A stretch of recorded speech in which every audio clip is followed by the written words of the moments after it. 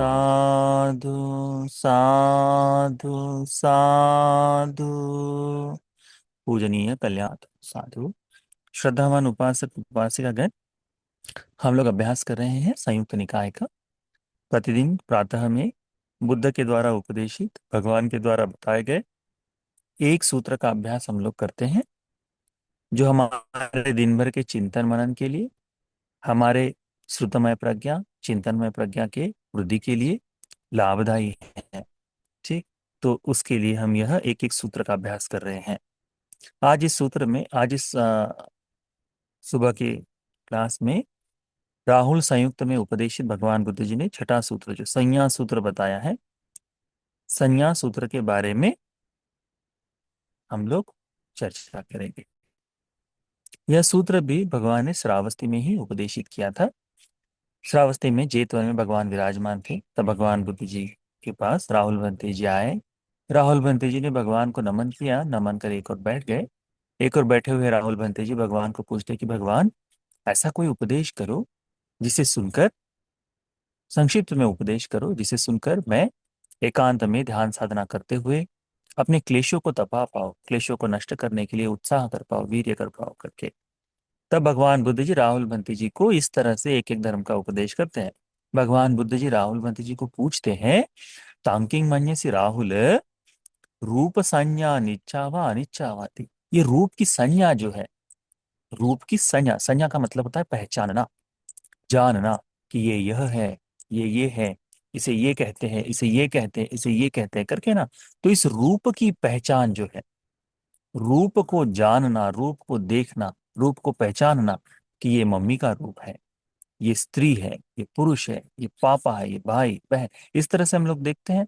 उसके बाद जिन जिन प्रकार के रूप में जो जो संज्ञाएं हैं, तो उन उन सभी रूप की संज्ञाएं जागती हैं।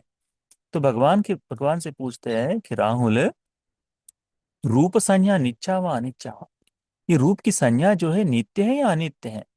तो राहुल भंते जी उत्तर देते हैं, अनिच्चंग भंते, भगवान यह अनित्य है। फिर भगवान बुद्ध जी पूछते हैं, यंगपना अनिच्चंग दुखंग वातं सुखंग वाति। ये जो अनित्य है, ये दुख है या सुख है? दुखंग भंते, राहुल भंते उत्तर देते हैं, भगवान ये दुख है। यंगपना नित्यं दुखं विपरिणाम धम्म, ये जो अनित्य है, दुख है, विनाश होने वाले स्वभाव से युक्त है, नष्ट होने वाले स्वभाव से युक्त है, परिवर्तनशील है। तो क्या यह, इस तरह इसे हम कह सकते हैं कि एतं मम एसो हमस्मि एसो में अत्थाति, क्या ये मैं हूं, मेरा है, मेरी आत्मा है, कह सकते हैं? राहुल भंते उत्तर देते हैं, नो ही तंग भंते, नहीं भगवान, इसे नहीं कह सकते। इसी प्रकार से शब्द की संज्ञाएं, हम जो कान से शब्द सुनते हैं, तो आप देखिए, आपको कोई सुनते ही, कोई गाना सुनते ही हम कहते हैं अच्छा ये इस गायिका का गाया हुआ है, इस गायक का गाया हुआ है, ऐसा कहा जाता है ना। फिर आवाज सुनते हैं, अच्छा ये गाय की आवाज है, ये आ, कुत्ते की आवाज है, ये बिल्ली की आवाज है, ये शेर की आवाज है। ये भिन्न भिन्नताएं आवाज में पहचान में आती है ना। इन भिन्न भिन्न आवाजों को पहचानना, उसे कहते हैं शब्द संज्ञा। कि भिन्न भिन्न आवाजों को पहचानना, शब्द संज्ञा। तो ये शब्द की संज्ञा नित्य है या अनित्य है? तो भंते उत्तर देते हैं, अनिच्चंग भंते, भंते भगवान यह अनित्य है। फिर ये जो अनित्य है, ये दुख है या सुख है? तो जो अनित्य है वह दुख है भगवान। फिर जो दुख है, अनित्य है, विनाश होने वाले धर्म का है, तो राहुल क्या तुम उसे कह सकते हो कि ये मैं हूं, ये मेरा है, मेरी आत्मा है? तो कहते हैं, नो हे तन्मते, नहीं भगवान, इसे नहीं कह सकते। फिर भगवान पूछते हैं, गंध संज्ञा निच्चावा निच्चावाति, इस सुगंध की संज्ञा जो है, ये जो गंध सुगंध को पहचानना है, ये नित्य है या अनित्य है ना। अब हम देखिए ना, कभी खाना खराब हो जाए तो हल्का सा सूंघ कर देखते हैं, तो उससे क्या पहचान में आता है, खाना ठीक है या खराब हो गया है करके। किसी ने सेंट लगाया, परफ्यूम लगाया है, तो हम उसकी गंध से पहचानते हैं कि अच्छा ये परफ्यूम है, ये बदबू है ना, इस तरह से पहचान। फिर उसके बाद में हम क्या कहते हैं, अच्छा कौन से कंपनी का है, ये भी जानना चाहते हैं। फूलों का सुगंध देखते हैं, तो ये जितने प्रकार के हम सुगंध लेते हैं, इनको जानना पहचानना, वह है गंध संज्ञा। गंध संज्ञा। खाने में खुशबू उठ रही है, खाने की खुशबू से हम पता करते हैं आज घर में क्या बन रहा है ना। स्वादिष्ट खाना बन रहा है, कैसा खाना बन रहा है करके खाने की खुशबू से। तो वो जो है संज्ञा, गंध संज्ञा। तो भगवान पूछते हैं राहुल से, राहुल ये जो गंध संज्ञा नित्यं वा अनित्यं वाति, ये गंध सुगंध की जो संज्ञा है, नित्य है या अनित्य है? तो वो कहते हैं अनित्यं भन्ते।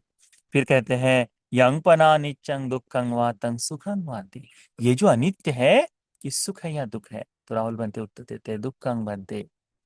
ये जो अनित्य है, दुख है, विनाश होने वाले स्वभाव का है, भगवान पूछते हैं कल्लं नुतं समुपासितं एतं मम एसो हमस्मि एसो मे पत अत्ताति, क्या तुम इसे कह सकते हो कि ये मैं हूँ, मेरा है, मेरी आत्मा है? तो कहते हैं नो ही तक कहते, नहीं भगवान, इसे नहीं कह सकते। फिर भगवान कहते हैं रस संज्ञा। रस संज्ञा क्या है?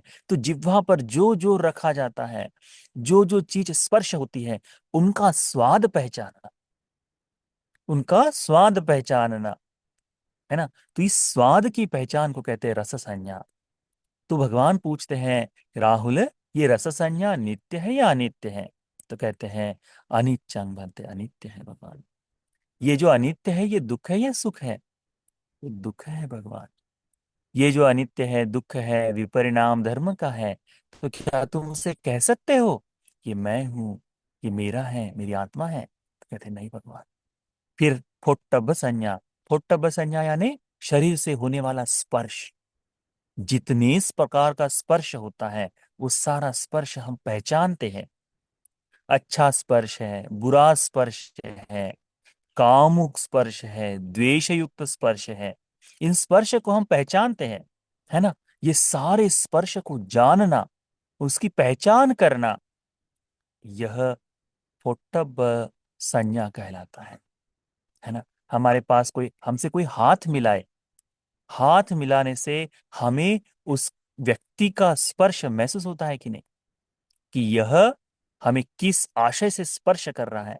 कोई कंधा छू ले तो हमें स्पर्श होता है, महसूस होता है कि किस उद्देश्य से ये स्पर्श कर रहा है ना। तो ये जो स्पर्श की पहचान है, इस पहचान को भगवान ने पूछा राहुल से कि राहुल, ये नित्य है या अनित्य है? तो राहुल बंती जी कहते हैं अनित्यं बनते, ये अनित्य है भगवान। यंगपना नित्यं दुखं वातं सुखं वाति, ये जो अनित्य है, ये दुख है या सुख है? तो कहते हैं दुख है भगवान। ये जो अनित्य है, दुख है, विपरीत परिणाम वाला है, क्या तुम उसे कह सकते हो कि ये मैं हूं, मेरा है, मेरी आत्मा है? तो कहते हैं नहीं भगवान, इसे नहीं कह सकते।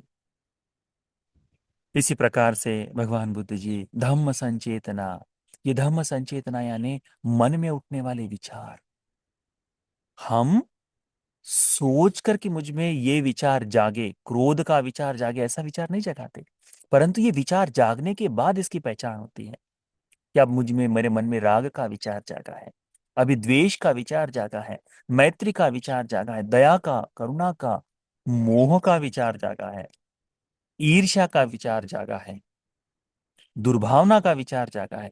ये जो सारे विचार जागते हैं,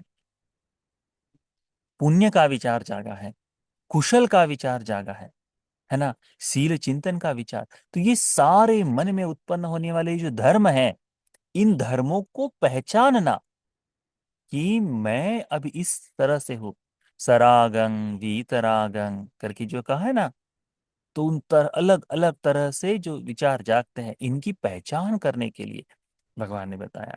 तो वह जो है राहुल बंते जी से पूछते, भगवान पूछते हैं कि राहुल, ये जो धम्म संचेतना नित्यं वा निच्चा वा अनिच्छा वा आती, ये धम्म संचेतना नित्य है या अनित्य है? तो अनिच्छा बनते, अनित्य है भगवान। फिर कहते हैं ये जो अनित्य है, ये दुख है या सुख है? तो दुखं बनते, ये दुख है भगवान। फिर ये जो अनित्य है, दुख है, विपरिणाम धर्म का है, तो क्या तुम इसे कह सकते हो कि ये मैं हूं, मेरा है, मेरी आत्मा है? कहते हैं नहीं भगवान, नहीं कह सकते। इसी प्रकार से भगवान बुद्ध जी कहते हैं एवं पसंग राहुल सुतवा आर्य सावको, इस तरह से देख कर राहुल, ये श्रुतवान आर्य श्रावक, श्रुतवान आर्य श्रावक कौन? इस तरह से अनित्य का चिंतन जो धर्म का श्रवण नहीं करता, उसमें होना संभव नहीं है। जिस किसी ने धर्म सुना है, जिस किसी ने इस धर्म का अभ्यास किया है, जो भगवान की वाणी को सुनता है, केवल वही आदमी ये कह सकता है कि यह नित्य है करके। अन्यथा नित्य का ही भाव हमेशा बना रहता है। अनित्य कहता है पर अनित्य के आनंद में लगा रहता है।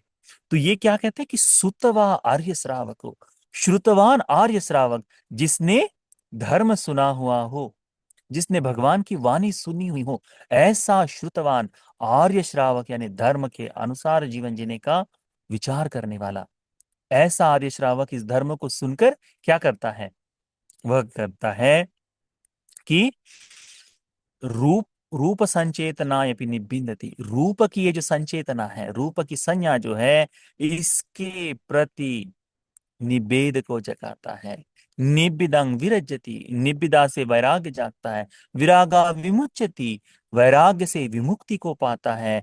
विमुक्तिस्मिं विमुक्तिमिति ज्ञानं होती, विमुक्त को विमुक्त हो गया ऐसा ज्ञान होता है करके बता कहते हैं। यानी कहाँ से आरंभ होता है निर्वाण तक का मार्ग? वो ऐसा ही कि धर्म का श्रवण, धर्म श्रवण से धर्म का चिंतन जो होता है, इस तरह से धर्म को देखते ही एवं पस्संग सुतवार्य सावको रूपस्मिंपि रूप संचेतनायपि निबिंदति, रूप की संचेतना से निवेद जगाता है।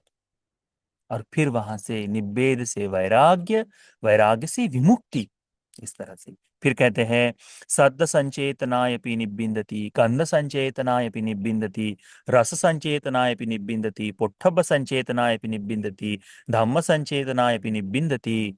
इस तरह से शब्द के, शब्द संज्ञा के प्रति निब्बेद, गंध संज्ञा के प्रति निब्बेद, रस संज्ञा के प्रति निब्बेद, काय संज्ञा के प्रति निब्बेद, धम्म संचेतना के प्रति निब्बेद जागता है। निब्बेद जिसमें जाग गया है, निर्वेद जिसमें जाग गया है, उसमें वैराग्य जागता है। वैराग्य से विमुक्ति, और विमुक्ति को विमुक्त हो गया है ऐसा ज्ञान जो उत्पन्न होता है, यह ज्ञान उत्पन्न होते ही, विमुक्त हो गया है ऐसा ज्ञान उत्पन्न होते ही क्या होता है?